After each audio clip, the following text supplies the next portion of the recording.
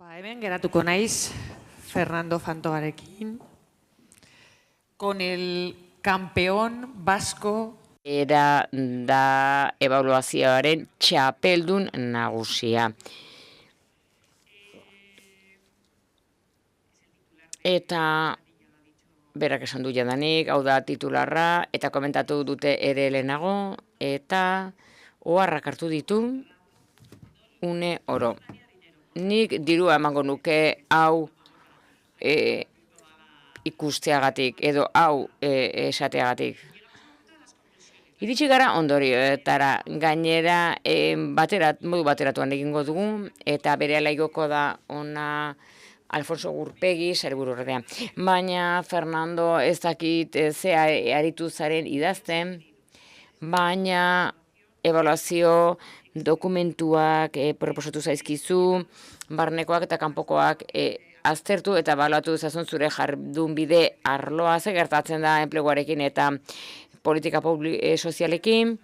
Gainera agenda bat zirriborratu dizue, hau da RGIa ere aztertzea, ebaluatzea, baita ere eskubidea askoa, dei efektua, baita ere erabakiak ezartzearen kostua, hori ebaluatu daiteken, hori ikusi beharko duzu. Eta ez dakit zure eginkizuna den ere, baina pertsonak prestatzea, lantaldeak, gai izango direnak ebaluatzen. Bueno, etxeko lan asko jarri dizkizut. Ez dakit zer iruditu zaizun,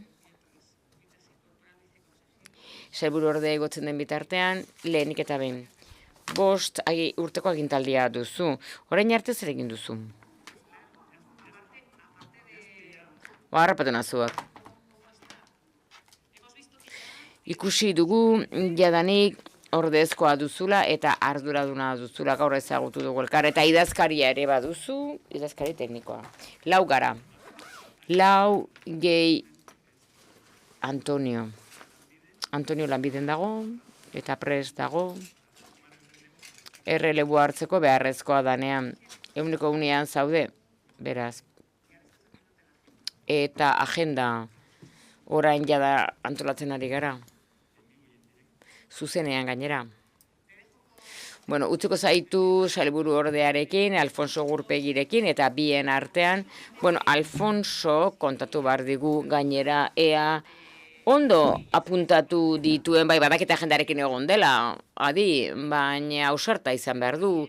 Eta gaiztoa etortzen denean, bueno, hor aurre egin behar dio. Eta hori gobernuaren eginkizuna da, beraz biak utziko ditut, elkarrezketa hori izan dezaten, eta horrela jardunaldia bukatuko dugu. No, yo os prometo que voy a escribir en mi blog unas conclusiones más prolongadas. Bueno, ondorio luzeago batzuk egin nahi dituzke, baina 3 minutu egin nahi dituzke, ze uste dut ahalegin bat egiten ari zaretela benetan, eta ordu erdi egotea benetan gehiagizkoa irudituko litzaidake. Nik esan nahi nizueke, ni oso pozik nago, ze jardunaldi hau antolatu genuenean, esan genuen, bueno, lagun geniezaieke ebaluazio organoren agenda egiten laguntzeko enplegu eta inklusio politiketan, eta horixe da egin duguna.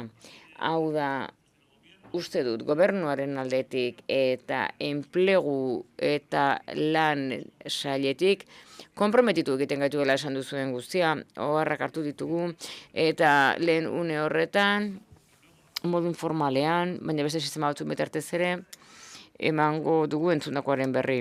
Eta saiatuko gara dinamika hori egiten. Hau da talde oso txikia gara, eta nik ulertu dudanez, hautatu egin behar dugu zer egiten dugun, Mark. Eta Markekoain denbora sabatiko bat hartuko du, eta nik errelebua hartuko dut. Baina ahalko honak eman dizkit. Hau da, uste dut eskatu diguzuela, eraikuntza nodo bat izan gaitezen, elkarrezketa nodo bat, inklusioak ez dakit ze izan daiteke, baina inklusio politika bat balin badago da errealitate eta arriskuak daudelako bazterkeria gertatzeko. Uste dut gure gizartean bazterkeria arriskuak biderkatzen ari direla, migrazioa direla dela aldaketa klimatikoa dela teknologia dela eta inklusio politikak, eta inklusio politiken ebaluazioan kontziente izan behar dugu milaka formak hartzen dituela bazterkeria sozialak. Eta asko esan da ebaluazioari buruz, uste dut, eskatu egin zaigun sari baten generatzaileak izateko, gu 4 pertsona gara, eta kudeatu egin behar ditugu solasaldi bide batzuk, bai kolaboratzaileekin, bai erakundeekin, bai hainbat herritarrekin. Eta bazterkeria egoeran edo arriskuan dauden pertsonekin, edo uste genuenean ez gaundena bazterkeria soziala, baina iritsi gaiteke egotera. Nik uste dut nolabait planteatu dena gaur, gure ebaluazio organoaren sektorekako baldintza izan lotu daiteke beste agentzia ebaluatzaile orokor batekin edo beste organo batzuekin, beste jarduera sektore batzuekin alegia. Iruditu zait, ulertzea, gaur esan denaren arabera geometria aldakor bat egon daitekela. Hau da, modu desberdinak egon daitezkela, departamentu desberdinak ebaluazioari erronka aurre egiteko. Kultura? Egia da baita ere kulturaz asko hitz egin dela. Lortu behar dugu ebaluazioaren kulturari sortzea. Antoniok asko azpimarratu du hori. Alegia, gure funtzionamenduan txertatu behar dugu kultura hori. Eta bezala zuen ebaluazio hartu behar dugu edukiei dagokienez, gaur aipatu diren egokien inguruan. Noski, nik ez ditut hemen laburbilduko gaur esan diren guztiak, eta ez dut beste munduko ondoriorik egin nahi, baina lehen devoluzio bat egiteko konpromisoa egingo dut, datorren astelenean idatziz egingo dut, komunikatzeko moduak bilatzen jarraituko dugu, oraindik erakunde moduan ez daukagu tresnarik, ez daukagu webegunerik. Zer egin duzu azken 3 hilabeteotan? Bueno, kokatzen saiatu, ez? Lankideak etortzeko desiatzen duen Maite, Marijo eta Belen, mila esker zuen ekarpenengatik kontuan hartuko ditugu, Alfonso eta Arantxa hemen daude, eta beraiek zerikusia handia daukatenik gaur hemen egotearekin, mila esker eman zuen konfiantzagatik, bidean lanean jarraituko dugu, Alfonso zurea da hitza, eskerrik asko. Nik ere labur jardungo dut, 5:30 arte egon gara hemen, eta, merezi dugu itxiera labur bat. Fernandok, agindu digu, astelenean zerbait esango digula, eta ziur nago artikulu dotore bat idatziko digula. 4 jardunaldi egin ditugu, 4 urteotan, eta hortik atera diren produktuak aipatu nahi ditut. Ebak, esan dit edo galdetu dit etxeko lanak egingo ditudan, ea horrak hartu ditudan, ea ausartak izango garen. Azken 4 urteotan inklusio jardunaldien ondoren, entzun egin dugu eta nolabait jarraipen bat egiteko modua izan dugu eta hori lotua dago ebaluazio politikarekin. Zertarako ebaluatua, zertarako jardunaldiak egin.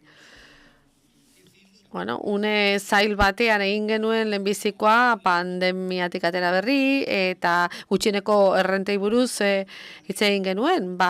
Horri esker RGIaren inguruko lege bat atera genuen. Eta hor, uste hori esan nuela, lehen jardunaldi hartan, baina amaieran ziuretik, itxiera ekitaldian. Baina, esan bezala, araudia, erregulazioa, transversalitatetik, zeharkakotasunetik pentsatu genuen, eta hori legean dago, eta lege hori sinesten dugunez, eta lidergoaren zeregin hori sinesten dugunez, gobernuaren aldetik, sinesten dugu, zeharkakotasun hori sustatu dugu, garatzen ari garen politika askotan. lanbiden, baina baita inklusio planean ere, ze inklusio planak ez du soilik enpleguaz hitz egiten, hitz egiten du baita ere etxe bizitzaz, osasunaz, ze enpleguan bera zeharkakoa da. Ikusi behar da, bakoitza zegoeratan dagoen, ze baldintzatan dagoen, osasunari dagokionez, hezkuntza gaietan, komunitatearekiko inklusioan, zer ikusi handian dauka, enplegura sartzeko egin behar duen ibilbide horrekin. Beraz, zeharkakotasuna arlo askotan ikusi dugu, inklusioan eta enpleguan. Esango nuke, bi legeetan hori argi eta garbi ikusten dela, legintzaldi honetan, honez ditugun bi lege horietan hain zuzen ere. Lehenbizikoa, RGIa, eta bigarrena inklusio plana.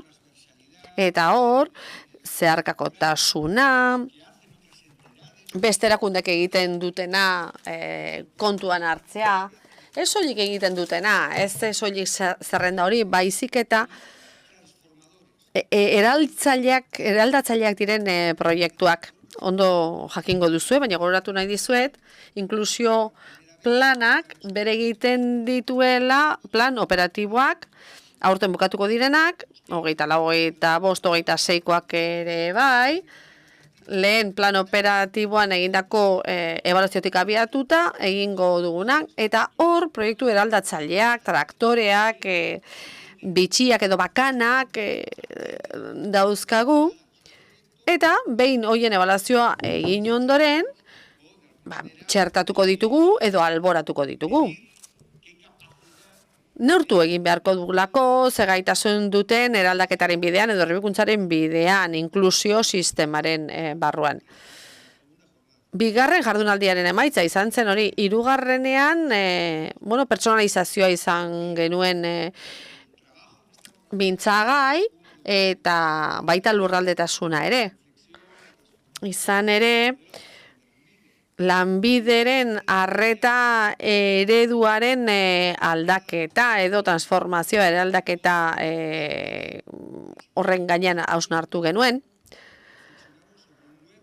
Inklusio arloko pertsonen ahotsa txertatu genuenean, ikusi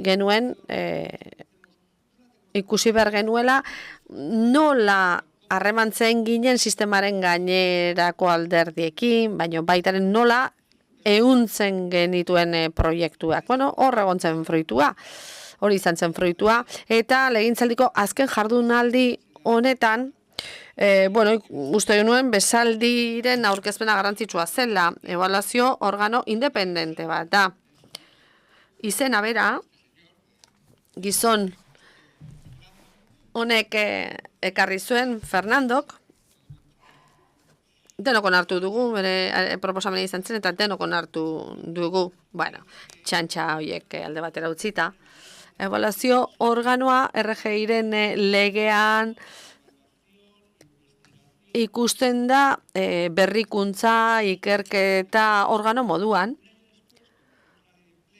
Enpleguaren legea sortzen dugunean, zergatik, eskumena gurea delako, gure sailera delako. Baina urte horretan, konturatzen gara, ibaluara egindako bisita oso inspiratzailea izan zen, joan den urteko uztailean egin nuen bisita hori, ikusi genuen berrikuntza eta ikerkuntza garrantzitsua zela, legean agertzen zela, berriz esango dut ikerkuntza eta berrikuntza enpleguaren inguruan, baina organo independente bat hori aldatu egin genuen enpleguaren sarean, enplegua txertatzeko eta berrikuntza eta ikerkuntza kentzeko. Beraz, hori berrantolatu egin genuen. Une hartan, ulertu bai genuen, esperientzietik abiatuta, ebaluazioak eskatzen duela independentzia hori. Eta horrek emango diola daukan balioa. Ibaluara joan ginen, Marc Balaguer esan duen bezala, azken erkidegoa izan ginen bisita hori egiten eta lehenak izan gara hori praktikara eramaten. Beraz, ausart jokatzen saiatu gara azken 4 urteotan, hurrengo gobernuak erabakiko du zer egin. Arduradun politiko berriek bide bat izango dute. Oso interesgarria, jada eginda dagoena, baina asko gelditzen da egiteko. Eta gelditzen den horretan, esango nuke denok egon behar duzuela, ze bakarrik ezingo dute egin arduradun berri horiek. Eskerrak, eman nahi ditut 4 urteotan eduki dugun kolaborazioagatik, lankidetzagatik, ze guk sustapen lan bat egin dugu, lehendakari ordeak lagundu digulako horretan, eta, bueno, jaso dugun, babesa udalen aldetik, 3. sektoretik, aldundietatik, uste dute horrelako giro bat sortu dugula, giro interesgarri bat, eta uste dute giroa sortzea oso garrantzitsua izaten dela politikak aurrera eramateko. Politiken garapenean deno gara arduradun, dena gara erantzule. Ardura politikoa deukanak, ardura maila handia dauka, baina, unean unekoa da. Baina politika ez dute arduradunek soilik egiten. Gizarte eragilek, sindikatuek, aktivistek, konpromiso solia daukatenek, erakundetako beste arlo batzuetatik, arlo pribatutik ere bai, akademiatik, unibertsitatetik, edo ezagutzaren arlotik. Bueno, guztion artean sortzen ditugu, gauzak eraikitzen ditugu. Josebak esan du, gizarte inklusibo bat sortzen ari gara edo sortu nahi dugu, alegia denon ongizatea helburu izango duen gizarte bat sortzen ari gara. Hori da balio nagusia, politikaren balio nagusia, horregatik merezi du politika egitea gauden lekutik, hemendik, hortik edo handik zuen artetik. Eta esango nuke hori da helburu nagusia. Berriz ere, eskerrik asko denoi, hemen eusteagatik gaurkoan orain arte eusteagatik, baizik eta bide lagun izateagatik. Azken 4 urteotan bide lagun izan zaituztegulako, eskerrik asko hizlariei, mahaiburuei, lan eta enplegu saileko arduradunei, hemen egoteagatik, lan hori egiteagatik, lanbideko langileei, benetako alegina egiten ari delako, lanbide eraldatzeko, eta horre garrantzia handia dauka, eskerrik asko baita ere aldi bereko itzulpena egiten ari direnei, zeinu bidezko egiten ari direnei, euskerarekin eta inglesarekin ari dinak, ez daki konturatu zareten, baina, interpreteak ere hori izan ditugu, eta eskertu behar dugu haien lana. Ze gizarte inklusio bat nahi baldin badugu, denokin bat egin behar dugu, ikusgai gaudenontzat, baina baita ikusten ez direnekin ere.